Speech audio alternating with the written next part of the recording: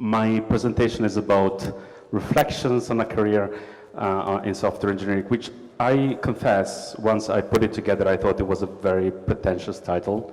So I thought, well, what rights do I have to actually tell you what I learned? But again, I don't think I have a lot of those. But I do have a story, and I want to tell you my story, and I will tell you what I learned from it, and then you can take your own. Just realize that whatever I say is my own interpretation. So, to give you a little of a context, I'll give you a little of my story. So I was born 52 years ago in Italy, and when I was 15, I actually first got one of those machines, which was a programmable calculator. I don't think they exist anymore, I don't know. But it was very interesting because it was doing things like jumps and conditional jumps and register and so on. And that was the first time that I actually got in contact with the world of programming. And I realized that I like that thing. I actually really like it.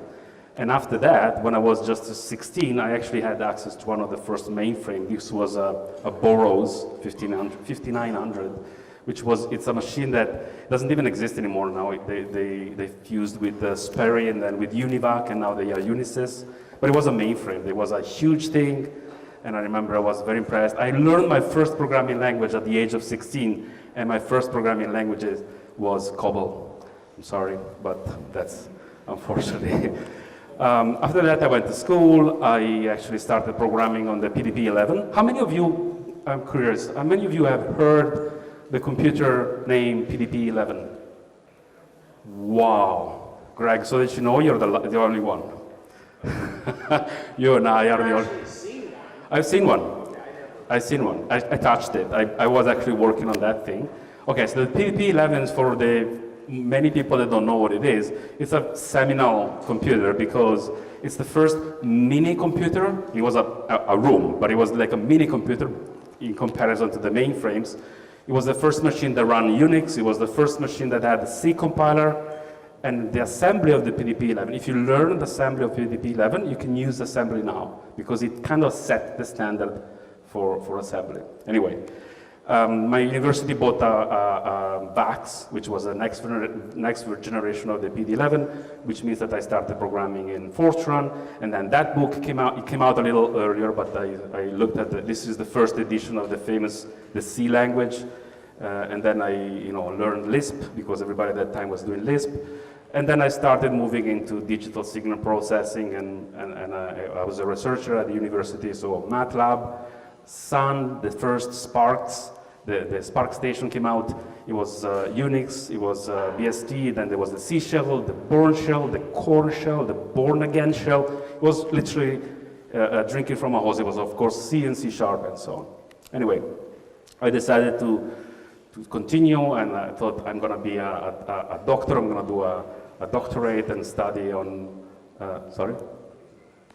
Oh, what did I do? Nothing. Oh, it might be a problem. That might be the reason why. Oh, they're working with those. Sorry. Jumping for. Anyway. Wow, I broke it. Okay, I continue.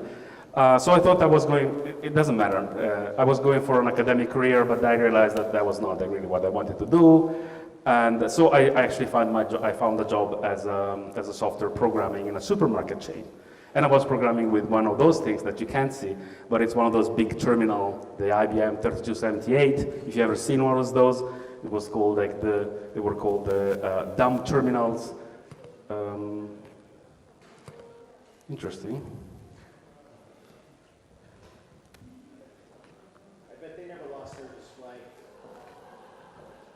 This machine is really giving us grief today, isn't it?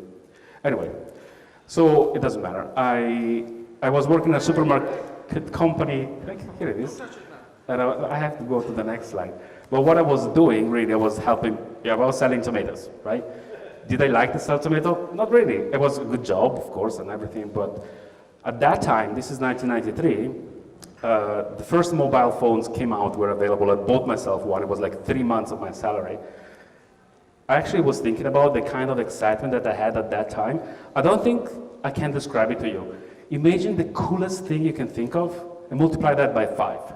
That was having in my hands a thing that you could call anybody, anywhere you wanted.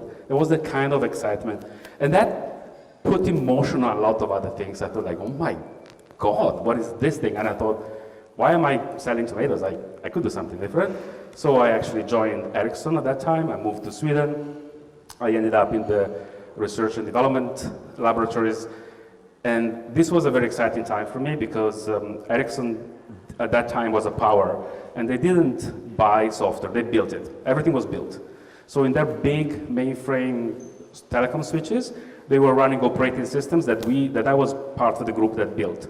So I wrote things that you don't really have a lot of opportunity to write anymore.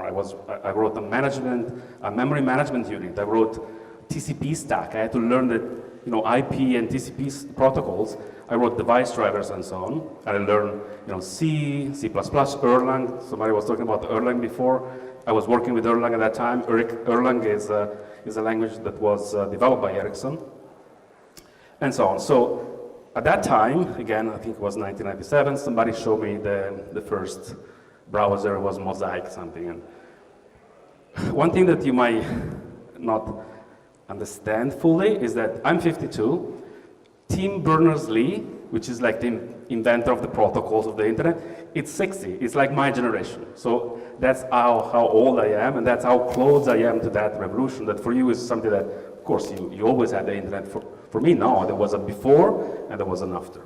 So that got me interested in different things. I joined Accenture, moved to France. Then with Accenture, I was working with Mercedes-Benz, so I actually moved to Germany. And then I was working for a smaller consultancy, which made me move to the UK. And then I followed the business and moved to the Netherlands, and so on. After 10 years of this job, I was asking myself one day, am I happy? And as you can probably figure out by the fact that the screen has gone blank, I wasn't.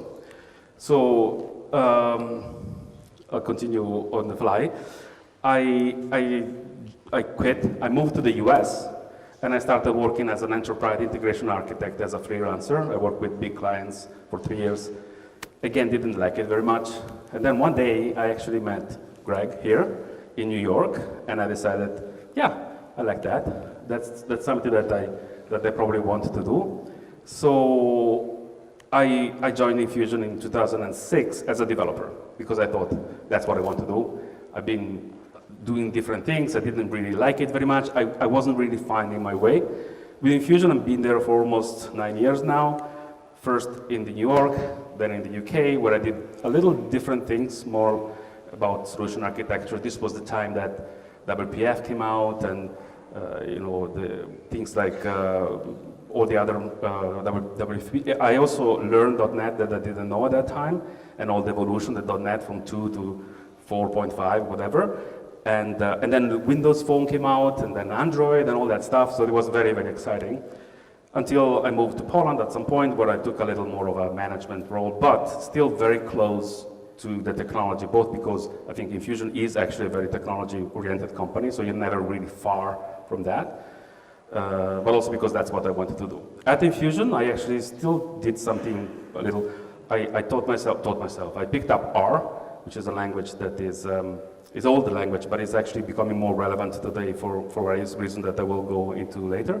And I became an expert on Excel, which you might think like, oh, but Excel actually turns out that apart from being a very good tool to crunch numbers, is also a very efficient and very good domain-specific language for business problems. So you can actually use it to do interesting things if you're a bit of a programming approach to it. So, this is all I am, this is what I am, this is where I come from. And after all this, I actually want to tell you what I've figured out. And there are two things I think that trump everything else. One is that careers are not linear anymore, and this is everywhere, right?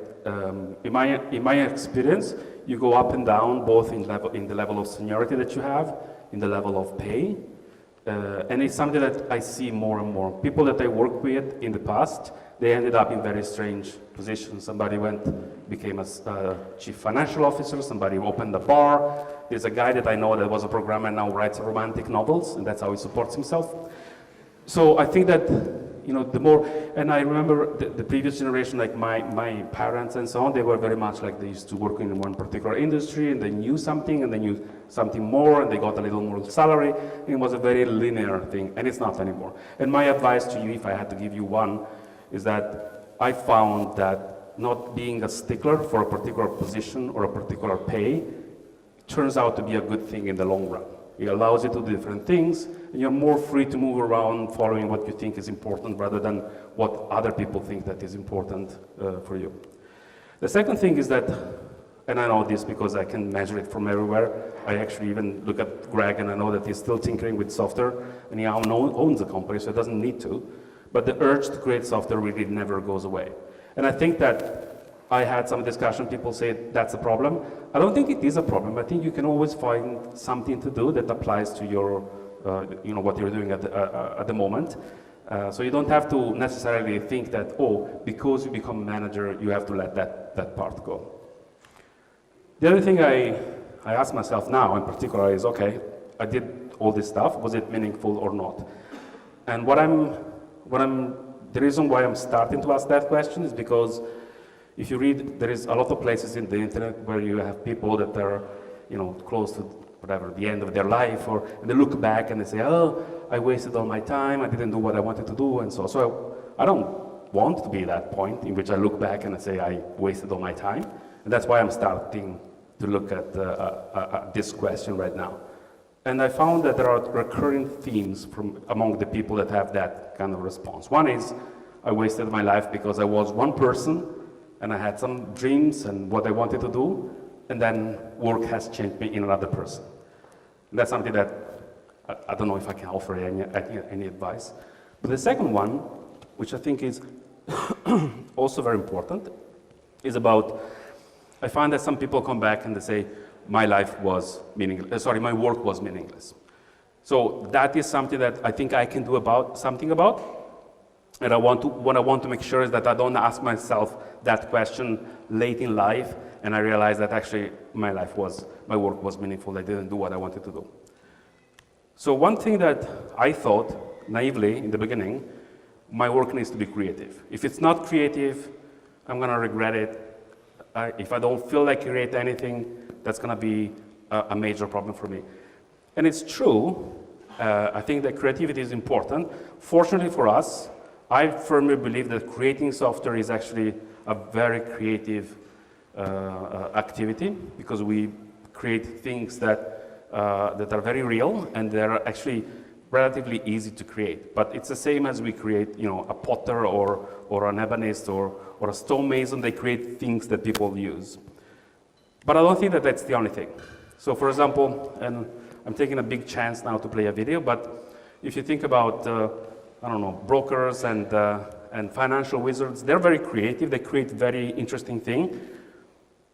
But then you have conversations like this. It's all a fugazi. You know what a fugazi is? No, fugazi. It's a fake. Yeah, fugazi. It's a wazi, it's a woozy, it's a fairy dust. It doesn't exist. It's never landed. It is no matter. It's not on the elemental chart. It's not fucking real. Right. Right. Stay with me. Mm-hmm. We don't create shit. We don't build anything. No.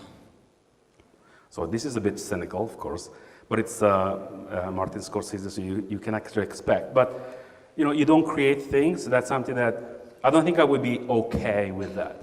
I need to know that I'm actually creating something. So I distill this down into two things. What do I need to feel like I'm successful or that makes me happy? One, I need to know that I am creating something that is impacting other people for the better, okay? That's the one first thing. And the second is that whatever I do is changing me for the better as well. And if I have these two things, I'm okay.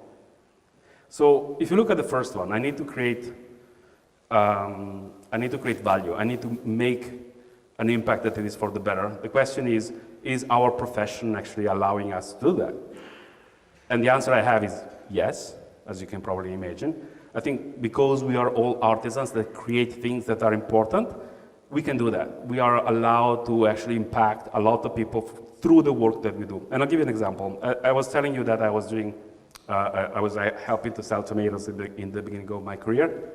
It's actually a little of a misrepresentation of reality. What I was really doing, I was working in the marketing team. I was building a decision support system to tell whether the color of the wrapping of the toilet paper would make people buy more or less of it. Okay? That was what I was doing. You know, I know that sounds like, and at the same time, Nokia came out with this motto. This was 1992, I think. They came out with like connected people. Nokia was a nobody. Nobody knew about Nokia at that time, but it had to become one of the most successful telecom company in the world.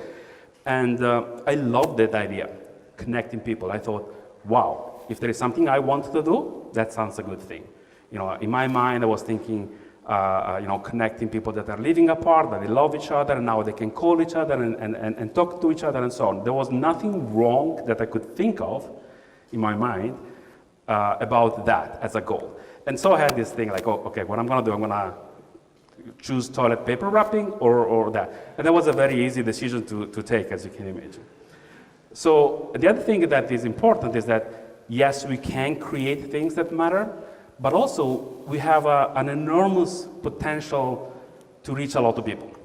So the scope, this is my quote, I didn't find it, this is what I think. I don't think you can do something that is more impacting more people than software. And by that I mean this: if you are a doctor, for example, that finds the cures for cancer, that's a lot of impact you're having.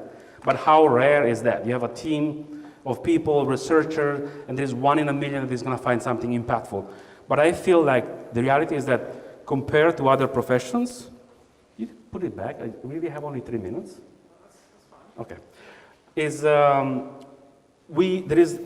The common man and woman can impact a lot of people just by creating what they do, like software and so on. A team of 10 people can build a website that is used by millions. I don't think that there is another way, another industry in which this is so true, apart from humanistic and people that influence in terms of propagating ideas and so on.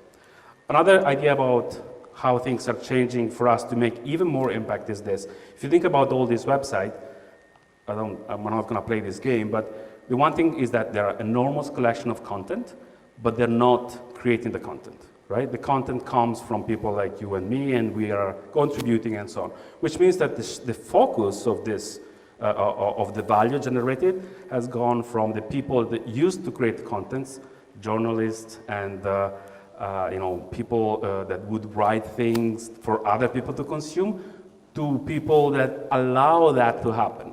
So now, because we are writing applications, because we are writing Twitter's plugins and things like that, we are actually changing the way that the information is disseminated and the information is consumed, right? So in terms of scope, is expanding. There's a lot of change around that. The other thing is that compared to 20 years ago, we now have even more power to affect change because it's easier. And one of the things that I'm sure you're already experiencing is that learning a new technology has become a lot easier. When I started my career, you wanted to learn a new language, you had to buy books and go to courses that lasted 3 weeks. Nowadays, it's a community-based thing. You go to Stack Overflow, you Google things, you find out by yourself. It takes you 2 days to be productive on something that you didn't know anything about a few days before. And not only that, you can learn pretty much everything you want. If you want to learn how to do anything, you can search in the internet. I can bet that there is going to be a course or somebody that has YouTube videos that teach you how to do that. So the barriers to entry of new technology, in my opinion, has gone down a lot, and the impact of software has grown. Right? I don't need to explain this to you, but compared to the times in which you had big banks, making software, or airlines, to now in which you can't really live without software in your life, because if you don't have the internet for 10 minutes, you start to drive yourself crazy. So yes, I think that the job has the potential to be very, very meaningful, and the changes that are happening will make it even more meaningful. I'm taking a little of a bet here, and I'm talking about some of the things that have not really changed much. One of the things that I noticed is that there is a lot of fashion. There are major revolutions, and I consider this, for example, the mobile revolution, the internet, of course, and even the smartphone in itself is a major shift. But things like, I don't know, business intelligence that used to be called, that's now called insight, used to be called business intelligence, and before it was called a decision support system and so on, or client server and cloud and net-centric, and they kind of tend to come back. They're a little changed, they're a little more modern, but they kind of come back. Programming languages, in my opinion, they are just really tools. If you know, I don't know, if you know Java, then what's the difference between Java and C#? Okay, it's different. You might be a little more productive, a little less productive, but it's not like it's a silver bullet that's going to change the way you think. And the third is that I think, unfortunately, in my opinion at least, we were bad at estimating and executing projects. We're still bad at executing projects. And this is something that, by the way, in my opinion, this is an opportunity. Like, why we are not better? If you look at Victorian English, engineers, they were able to predict the cost of building a railway bridge down to the penny. And yes, of course, there were factors that would variate that, but we can't do that for anything. Like, when it's software, I don't know, the variation could be like 30%, and everybody's like, yeah, 30% sounds about right. And this is terrible if you think about it, right? All these years. So that's one thing. The next thing I want to talk about, and it's another big bet, is, okay, what's next then? Greg this morning feels like, but it was a few hours ago, talked about augmented reality and virtual reality and the way we actually use technology and interact with things and the importance of vision and cognitive vision in particular. I'm actually talking about something else, if I have to actually make a choice. This is the first page of Google the way I saw it in 1998, and this is how it is now. By the way, when I did this research, I figured out that it's still one text box and two buttons. It's actually now only one button. I don't know if you noticed, but the I'm feeling lucky button has gone away. If you go to Google, go try at home. It's still there, but when you type something, it goes away. So it's only actually on one button. So what has changed is that Google has become so good at figuring out what you want to search and present you with the results. So what I'm really talking about is data, big data, and machine learning, which I don't think they are buzzwords. I think they're a little more than that. There are a lot of companies that are working on that. You will be probably surprised, probably not, to know that probably the best brains that are working on data, big data, and machine learning right now are at the NSA. But that's the reality. And the other thing I found a little surprising when you start thinking about it, it's no coincidence that the first successful self-driving car is made by Google. Google didn't know anything about car probably, but they did know a thing or two on how to teach a machine to learn something. And that's fundamentally what machine learning is. So I talk about big data and machine learning. I think it's important, and that's my bet for the next generation. I'm almost finished. I know that I'm running a little. So first of all, other question that always comes up, like, yes, but do you need a developer forever? So here it is, your beloved PDP 11. This, my friends, is a PDP 11. Is that you? No, I actually thought it could be me. In fact, believe it or not, you were living in New Jersey. This picture was taken in New Jersey in 2011 at a thing called the Vintage Computer Festival East. And people come with their old computers. This guy's dressed in the garb of 1970. So this is a machine I was telling you about. This thing had like 128 kilobyte of RAM. Kilobyte, I'm not making a mistake here. And the PDP-11, however, and this is like amazing, but I think it's real. This could be a joke, but I don't think it is. This is an article in 2013 that says that some nuclear plants in Canada are running on PDP-11 software, and they plan to run with that software until 2050, which means that I am going to be useful until I'm 87, according to this. Okay, so that's just in case people say, "Oh, but the technology changes very much." Like, well, not really, apparently. But let's a little more seriously. I think that there is a question. I found this quote. I was really like upset about it. Like, no, we're not translators. We're better than that, and so on. But you have to kind of like at least partially agree with it. We are translators. We translate ideas into software, right? So it's something that seems to be very easy to commoditize and to move somewhere else and so on. And if you look at you as being a translator, probably that's true. I don't think that we are translators only though, and that's the thing. If you ask somebody, I need a module to do this particular thing, what's the first question that they'll ask you back? If they say something like, hey, do I need .NET, or do you want it in Java?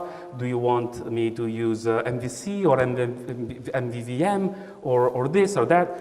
Very good questions. That's exactly the kind of question that a translator would ask you, right? But if you ask the same question to somebody that is a little more experienced, the first question they'll ask you is why.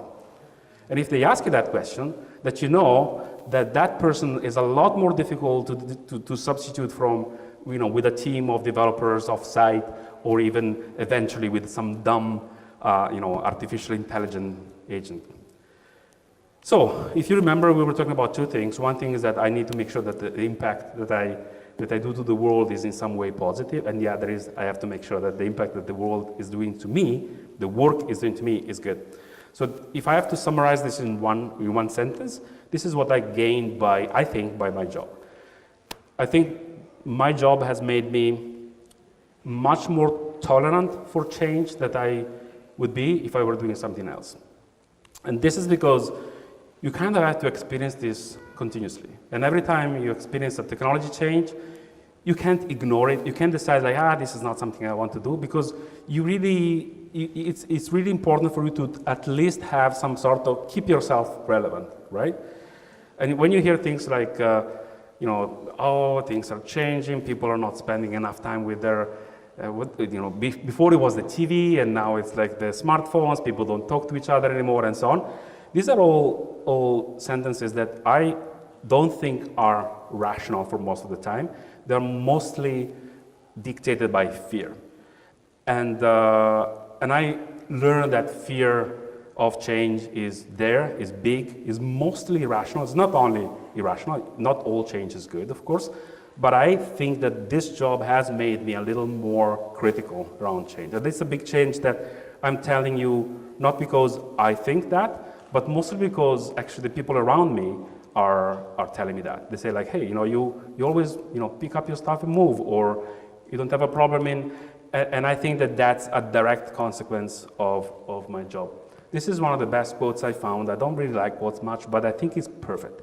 And it gives you an idea of what the perception of change is depending on where you are in your life. Anything that you're born with, it's good. So you never go back and say, hey, central heating, horrible. I don't want central heating. Or antibiotics, horrible idea. Dialysis machine, oh my God, right? It's there, you can use it, it's okay. Anything that happens while you in your productive years is very good, exciting. And then there is a point in your life in which you're like, that's against it, no, right? I don't even want to talk about it, it's wrong. So what I hope is that because of the job that we're doing, we get to that third phase very late in life. And that's my goal. So Douglas Adams, by the way, is the guy that invented the race of the Vogons. The Vogons, I don't know if you heard about the Vogons, they're one of the most despicable and obnoxious races in the galaxy. They're completely devoid of imagination and of original thought. And this is because the Vogons are originating from the planet Vogsphere. And this is what happens when you try to have an original thought in Vogsphere. Well, I kind of had this idea that we can... Nothing. It's nothing. It's just my imagination. Okay. I think we... Oh! You too! Zaphod, what do you think? I think. What was that? Nobody thinks. No ideas. No theories. No nothing.